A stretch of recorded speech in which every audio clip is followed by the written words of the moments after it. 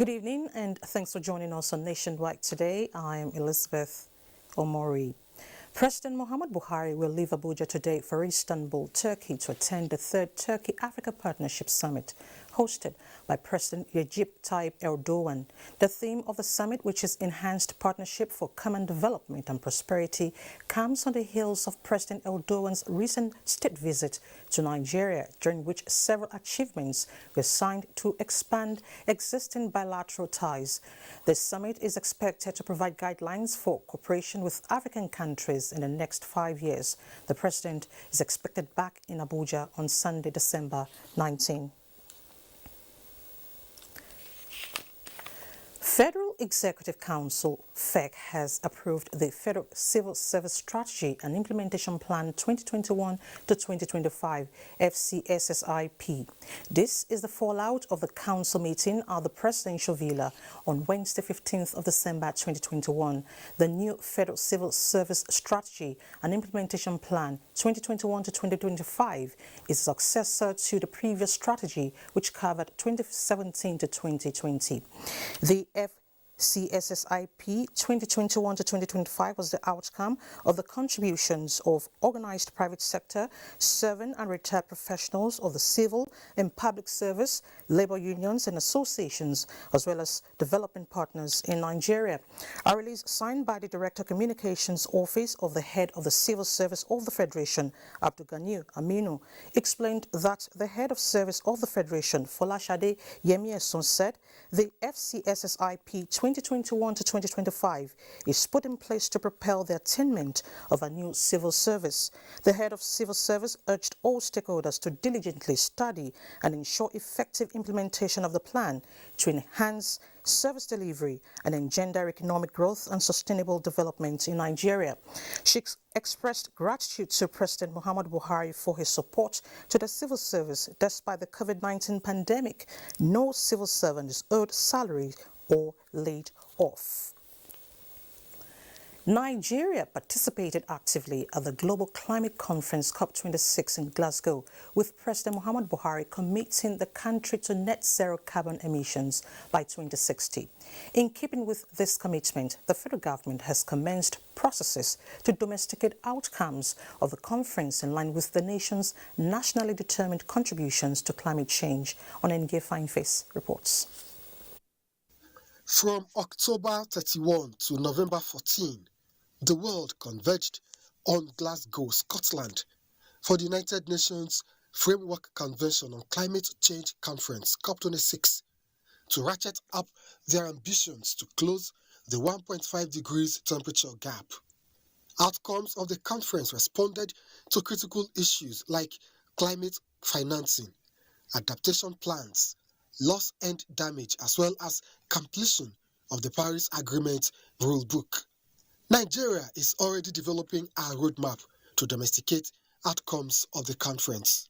The ministry will continue to implement existing programs and projects in addressing climate change and future programs.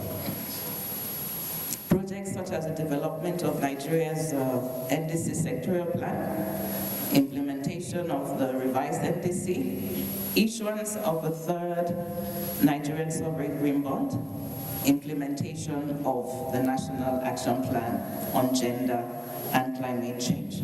Reflections at this meeting are also expected to provide plan of action for Nigeria's preparation for COP27 in Egypt in 2022.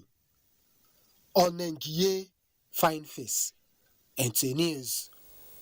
The House of Representatives Subcommittee on Abuja Geographical Information Systems and Land Matters has given agencies under it 24 hours ultimatum to furnish it with documents relating to land allocations and titles in parts of the Federal Capital Territory. Chairman of the subcommittee, Uko Nkoli, said this after the committee's visit to some development sites in Abuja. John Yaku reports. Areas visited were the Guzape and Wuye development sites as well as the Metama amusement park. The committee observed that there were land encroachments, infringements on the master plan and change of land use without due process and approvals. They were therefore asked to provide all documents relating to these infringements noticed or face further legislative action. AIC should give us evidence of payment for their CO4 for that particular plot. Development control, the adjoining development, that should avail us with the details of the title documents and the building plan approvals. About regional planning, it should give us the land use for that development. If it's in clear violation of the FCT master plan, definitely those structures, appropriate sanction will be met to them, irrespective of the level of development, because master plan is sacrosanct. Executive briefs on plots allocated, C of O's, plots encroached upon, and land developers in the areas were part of demands by the committee on the next date for the sitting. In Abuja, John Yaku, NTA News. The House of Representatives has urged authorities to take stringent measures against illegal gas stations across the country to safeguard lives and property. This is equal to a motion from Representative Taiwo Oluga, who noted that the arbitrary operations of illegal marketers and sales outlets of liquefied gas in the Federal Capital Territory and other states of the Federation must be checkmated. The House expressed concern that the safety and health of the public is at risk if such illegal activities are left unchecked.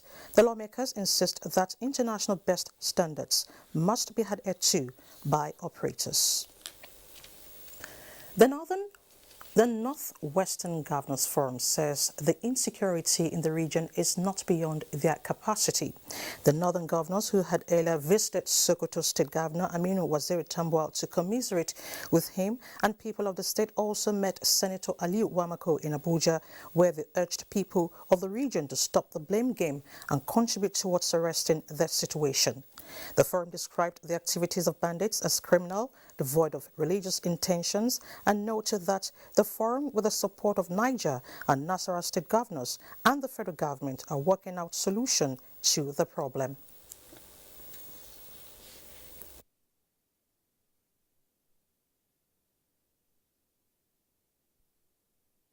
Somebody will come and slap you without raising your hand to protect your face.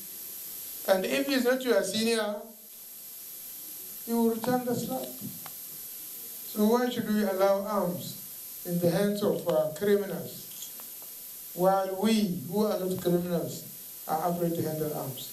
Our first challenge, how do we reclaim our forest without being inhabited by bandits? Do we agree we can do that? Or we don't agree? If we agree, how can we do it? We have spoken enough. Everybody has said his mind. And we're not short of any idea now. What we are waiting for, the start implementing. That the role of the National Assembly in the sensitization against the problem is critical. You're still watching Nationwide on NTA. Time to join Hingino in Lagos for more reports. Hello, Hingino. Thank you, Lizzie. Arrangements are being finalized to unveil a monthly tenancy rent policy that will assist low-income earners across the metropolis in 2022. Governor Babajide Sanwo-Olu stated this after inaugurating the largest housing scheme project in Lagos. Musa Toliat has the report. The largest housing scheme inaugurated in Shangotedo axis of Ibejuleki comprises 744 home units. With the inauguration, 14 housing schemes have been delivered by the Lagos State government in 26 months. The event provided a platform for Governor Babajide Sanwo-Olu to set the record straight on the monthly tenancy rent policy due to be unveiled in 2022. The Lagos Monthly Tenancy Scheme is a scheme where we're trying to develop with some of our financial institutions to be able to have a pool of funds where beneficiaries that are current tenants, you will be able to approach this scheme, and this scheme will be able to help you pay your 1 year rent for your landlord and ensure that you don't come cap in hand to borrow. And we'll now look at your own monthly salary, your monthly income, and you will now be repayment on a monthly basis. When the phase 2 of this scheme is delivered in due course, there will be an additional 444 homes to the housing stock in the area. The first phase of housing scheme sited on 10.024 hectares consists of 248 one-bedroom, 248 two-bedrooms, and 248 three-bedroom apartments. In Lagos, Musa Toliad, NTA News. The Nigeria police force is not deterred in making sure that lives and property of the citizenry are secure despite the challenging terrain in the country. It is for this reason that the Force Chaplaincy Zone 2 Command of the Police Christian Fellowship is appreciating God with a special carol service at the headquarters in Lagos. Adeola Komiakere reports. As one of the closest security agencies to the people, the Nigeria Police Force has the mandate to protect lives and property, prevent, detect, and investigate crimes, as well as prosecute offenders. They work round the clock, putting their lives on the line, and in most cases pay the supreme price. Having survived the challenges that come with their line of duty, these officers are expressing gratitude to God for preserving their lives. Glory and honor to Jehovah.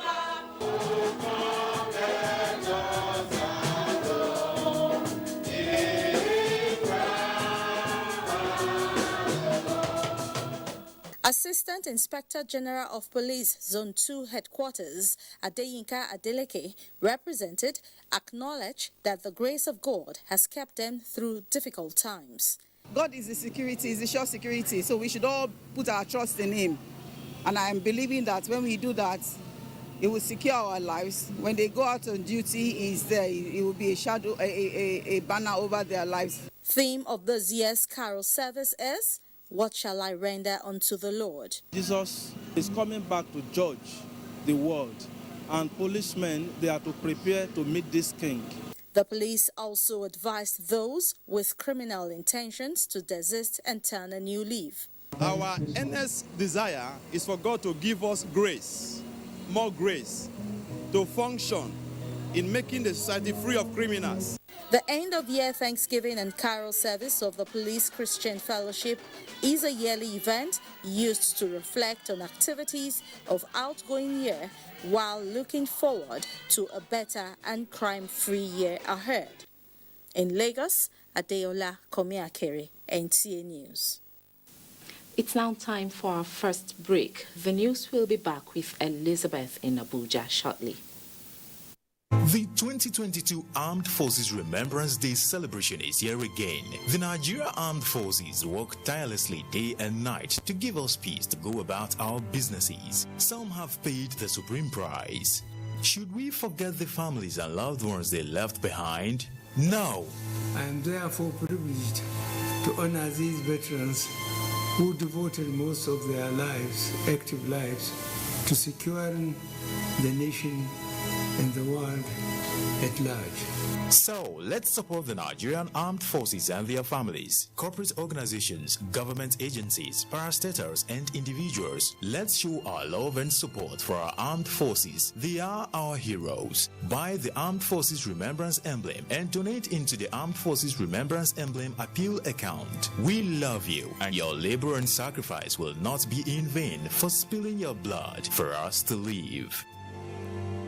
The board, management, and staff of One Multipurpose Terminal hereby rejoice with Alhaji Yusuf Buhari on the occasion of his turbaning as Talban Daura. Your appointment by the Emir of Daura, Alhaji Dr. Farouk Umar Farouk, CON, is a clear testimony of your sterling qualities and the confidence of the revered Daura Emirate. We fervently pray for Allah's guidance and protection. Talba Allah Itelugu. Management Announcer.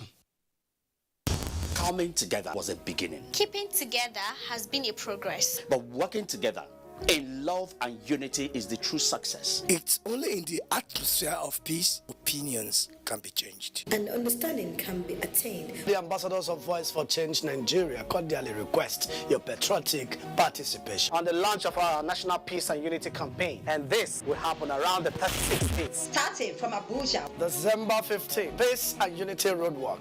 Kickoff point, Eagle Square, 10 a.m. December 17th, Town Hall meetings. With students and youths. 18th December, Peace and Unity Concert. featuring Tracy Didius, Ashina Peter, TV Jakul. December 19th, novelty match between the legendary Super Eagles and the Ambassadors. Time 4 p.m. National Stadium, Abuja. Official launch December 20th, time 11 a.m. at Transcorp Hilton, Abuja. For a peaceful and united Nigeria. Supported by Nigerian Television Authority (NTA) and Federal Capital Territory Administration. Norwich City are desperate for another 3 points in their battle for survival in the Premier League. Can they cause an upset against the Hammers? This Saturday, it's West Ham United versus Norwich City on the Premier League Live, showing on the network service of the NTA from 3:30.